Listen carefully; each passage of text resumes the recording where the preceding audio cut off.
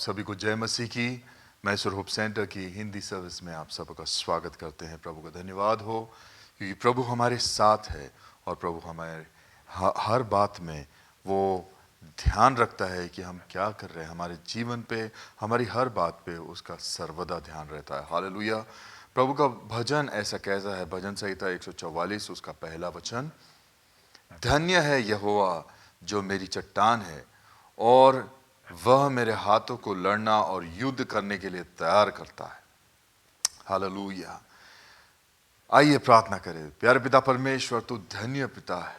प्रभु तेरे नाम को ऊंचा उठाते धन्यवाद देते हैं पिता, क्योंकि तूने प्रभु हमें रचा, तू हमें जानता है और हमारे जीवन की हर बात तुझ तक फादर गॉड, तुझ में है। हमारी हर पहचान तुझ में है मेरे पिता। जैसे तेरा वचन कहता है कि तू हमारे हाथों को लड़ने और युद्ध करने के लिए तैयार करता है। हाँ खुदा, तेरे नाम को ऊंचा उठाते, जैसे प्रभु तू हमारे हाथों में यश देता है, तू हमारे हाथों को काम करने के लिए तैयार करता है, लड़ने के लिए, हर एक बात में जीत और विजय हासिल करने के लिए तैयार करता है। खुदा, हमको अनुग्रह दे कि प्रभु हम अच्छे आराधक बनने पाए। प्रभु हम ऐसे लोग बनने पाए जिनसे तू सदा खुश रहे। तेरे हाथ में आज की सभा, आज की सर्विस सौंपते हैं खुदा। तेरा अनुग्रह मांगते, तेरी दया से हम सबों को भर दे।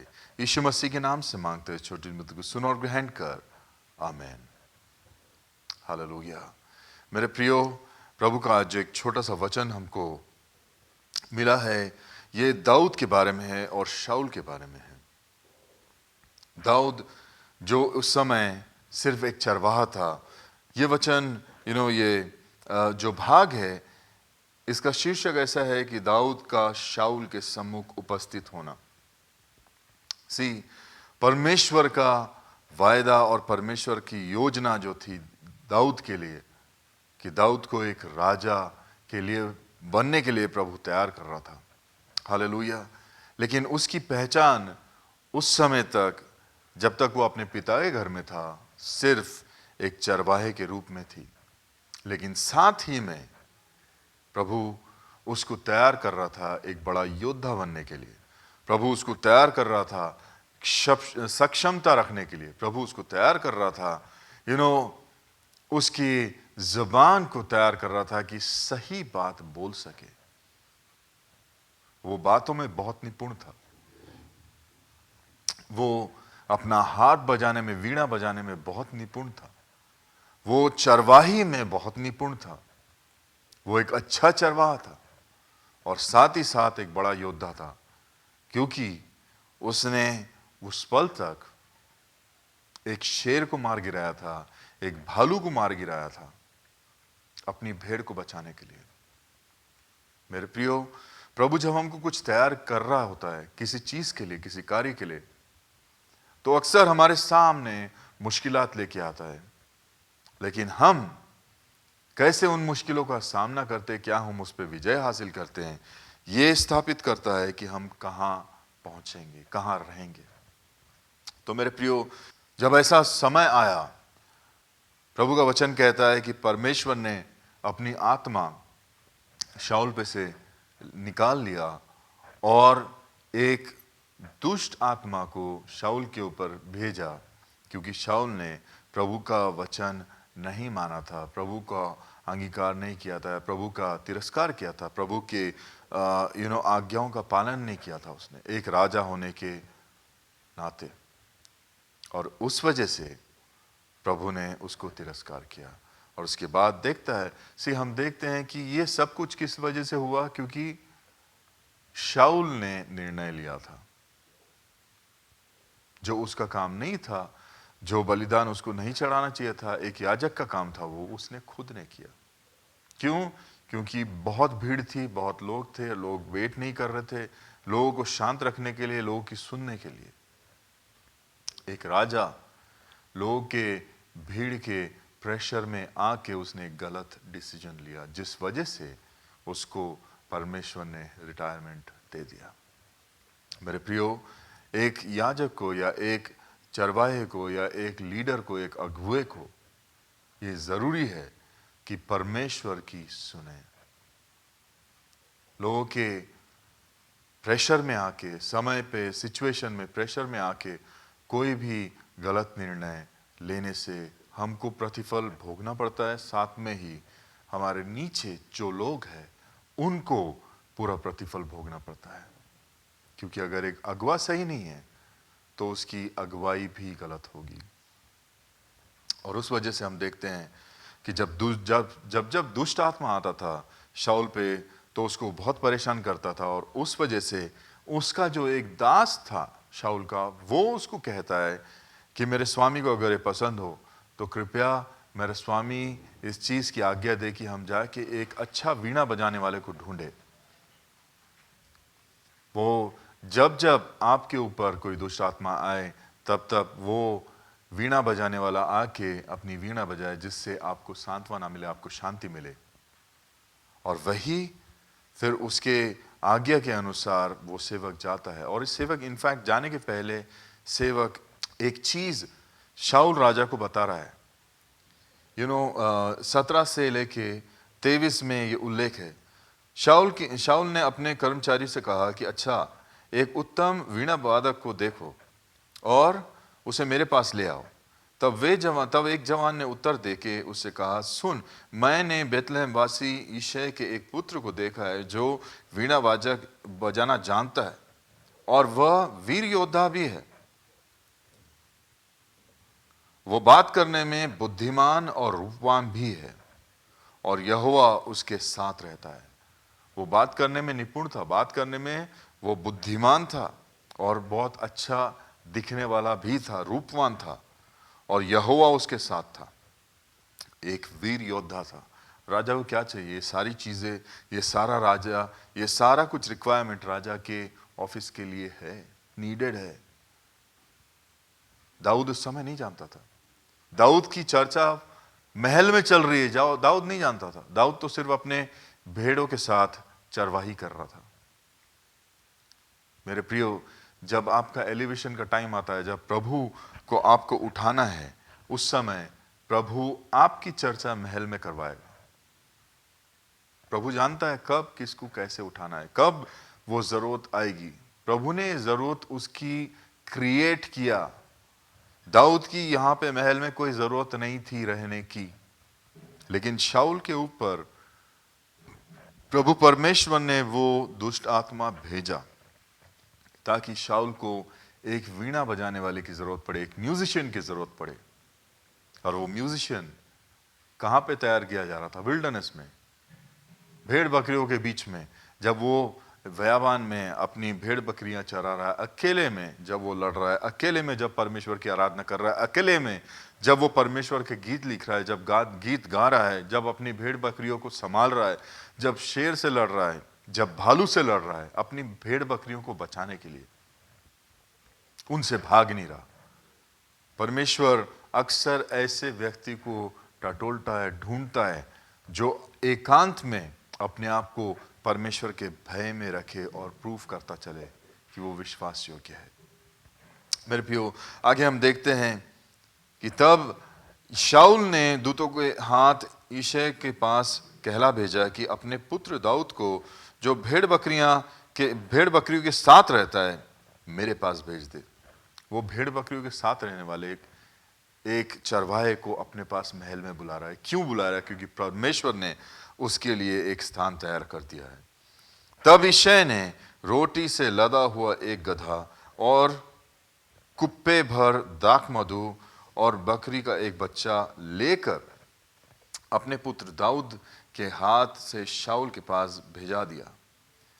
और दाऊद शाऊल के पास आकर उसके सामने उपस्थित रहने लगा और शाऊल उससे बहुत ही प्रीति करने लगा और वह उसका हथियार ढोने वाला हो गया। जस्ट इमेजिन, यहां पे दाऊद शाऊल के पास आया, उसके पास जो एलिक्वेंसी है, जो उसके पास क्वालिफिकेशन है, वो सब कुछ ठीक है, लेकिन परमेश्वर उसके प्रति शाऊल राजा के हृदय में काम कर रहा है और शाऊल राजा उसको चाहने लगा। बाद में दाऊद उसका आर्मर बेयरर बन गया, उसका शस्त्र ढोने वाला, हथियार ढोने वाला बन गया। तब शाऊल ने यिशै के पास कहला भेजा कि दाऊद को मेरे सामने उपस्थित रहने दे, क्योंकि मैं उससे बहुत प्रसन्न हूं। इसकी रिपोर्ट घर में भिजवा रहा है। कौन भिजा रहा है? राजा, कि मैं उससे बहुत प्रसन्न हूं, ही इज वेरी प्लीजिंग, इसको यहीं पे रहने दे, इसको मैं रखना चाहता हूं, ये मेरे पास मेरा दास बन के काम करने दे इसको। क्या आप जो ऑफिस में काम करते हैं, उस ऑफिस से आपके बारे में घर पे रिपोर्ट भिजाई जाती कि हाँ, हम इस एम्प्लॉय से बहुत खुश है, ये इसको हम रखना चाहते हैं, इसको हमारे पास ही रहने दो? क्या ये रिपोर्ट हेडक्वार्टर्स में जाती है? क्या ये रिपोर्ट आपके घर में जाती है? क्या ये रिपोर्ट आपके बाहर जो आपको जानने वाले उनके बीच में जाती है? क्या ऐसी गवाही आपके बारे में आपका बॉस दे सकता है? मेरे प्रियो, आप जहां कहीं हैं, परमेश्वर ने आपको रखा है, तैयार किया है वो स्थान, ताकि प्रभु एक बड़े काम को आपके जरिए कराने वाला है। हालेलुया। वचन कहता है कि और जब जब परमेश्वर की ओर से वह आत्मा शाऊल पर चढ़ता था, तब तब दाऊद वीणा लेकर बजाता और शाऊल चैन पाकर अच्छा हो जाता था और वह दुष्ट आत्मा उसमें से हट जाता था। दाऊद का और एक ये क्वालिफिकेशन था कि उसमें ऐसा अभिषेक था कि उसके वीणा बजाने से, उसकी उस हार्प को बजाने से शाऊल का दुष्ट आत्मा निकल के भाग जाता था। मेरे प्रियो, हम क्या ऐसे आराधक हैं जिससे हमारे आराधना करने से दुष्ट आत्माएं भागती हैं? मेरे प्रियो, हम देखते हैं आगे कि जस्ट इसका नेक्स्ट चैप्टर एक बहुत अहम चैप्टर बनने वाला है, और वो है गोलियत जब पूरे इस्राएलियों को आकर चैलेंज करता है। हमने पहला वचन पढ़ा था ना आज, भजन संहिता 144 में, कि धन्य है यहोवा जो मेरी चट्टान है, वो मेरे हाथों को लड़ने और युद्ध करने के लिए तैयार करता है। जब दाऊद तैयार किया जा रहा था तो उसको मालूम नहीं था कि वो गोलियत के लिए तैयार किया जा रहा है। वो तो सिर्फ अपनी चरवाही कर रहा था। वो उसको तैयार, परमेश्वर एक राजा बनाने के लिए तैयार कर रहा है, उसको ये पता नहीं था। मेरे प्रियो, जब हम आर्मर बेयर होते हैं राजा के, तो राजा कैसा अपना वेपन इस्तेमाल करता है वो हम अपने आंखों से देखना चाहते हैं, और अपने आंखों से देखकर उसको सीखते हैं। आपके इमीडिएट बॉस क्या करते हैं, कैसा कार्य करते हैं, वो अनॉइंटिंग ऑटोमेटिकली इवेंचुअली आप पे आता है। आप अगर अपने हृदय से परमेश्वर का भय मानकर उनके पीछे चले, क्योंकि ये परमेश्वर की योजना है कि आप जहां कहीं हैं, परमेश्वर ने आपको रखा है। डू यू थिंक परमेश्वर ने इस समय दाऊद को ऐसी क्षमता दिया था कि वो बात कर सकता था? हाँ। इसीलिए शाऊल राजा उससे बहुत प्रसन्न था, उसके सिर्फ बजाने से नहीं, उसके विचारों से, उसके रहन सहन से, उसके तौर तरीके से, उसके विश्वास योग्यता से, उसके अवेलेबिलिटी की वजह से। मेरे प्रियो, प्रभु यीशु मसीह ने कहा, पूरे संसार में जाकर मेरे सुसमाचार को बांटो। मेरा परमेश्वर का हम सुसमाचार अपने जीवन को एक साइड रख के, अपना जॉब का पूरा तरह से उसमें डेडिकेटेड रह के, परमेश्वर का जब हम रिटायरमेंट होंगे उसके बाद अगर गॉस्पेल शेयर करेंगे, तो ऐसा पॉसिबल नहीं है मेरे प्रियो, बिकॉज हम नहीं जानते कि हमारे पास कितना समय है। आज मौका है, आज समय है। लोग मर रहे, लोग डूब रहे, लोग पाप से नाश हो रहे हैं। आप जहां कहीं हैं, आपको वहीं अपने इस्तेमाल करना है, अपनी ज़बान को, अपने हाथ के हुनर को, अपने बातों को, अपने जीवन को, ताकि आप एक अच्छा परमेश्वर का वचन बांटने वाला, आत्माओं को जीतना वाला बन पाए। आइए प्रार्थना करें। प्यारे पिता परमेश्वर, हमारे जीवनों को तेरे हाथ में सौंपते हैं। प्रभु, जैसे तेरा वचन हमारे बीच में आया, खुदा तेरा अनुग्रह मांगते हैं प्रभु, होने दे कि तेरा यह वचन हमारे जीवनों में आग ले आए, ताकि पिता हर एक परिवार, हर एक व्यक्ति, हर एक मनुष्य जो प्रभु हताश है अपने जीवन में, फेलियर के वजह से, रिकग्नाइज नहीं किया जाने की वजह से, या अपने वायदे की भूमि में नहीं पहुंचने की वजह से, प्रभु उन तक तेरी सामर्थ, तेरा बल उतार और प्रभु उनको तेरी अगुवाई मिले, ताकि मेरे पिता वो जहां कहीं हो, जो कुछ काम करते हो, उसमें तेरी निपुणता के साथ, तेरे अनुग्रह के साथ प्रभु एक अच्छी गवाही वो बनने पाए, ताकि पिता उनका जीवन तेरे वचन को बांटने वाला बन जाए। उनकी जबान वो जब खोले तो तेरे पवित्र स्वर्ग के राज्य के लिए प्रभु सुसमाचार फैलाने वाले बन जाए। हाँ मेरे पिता, तेरे अनुग्रह से, तेरी दया से हम सबों को आशीषित कर। और प्रभु जो लोग बीमार कमजोर है उन सबों को चंगाई दे, और जिनकी जरूरत है प्रभु उनकी जरूरतें तेरे स्वर्गीय भंडार से पूरी कर। प्रभु यीशु मसीह के नाम से मांगते हैं, छोटी विनती को सुन और ग्रहण कर, आमीन। अब हमारे परमेश्वर पिता का प्रेम, प्रभु यीशु मसीह का अनुग्रह और पवित्र आत्मा की संगति हमारे साथ सदा और सर्वदा होती रहे, आमीन। आप सभी को जय मसीह की।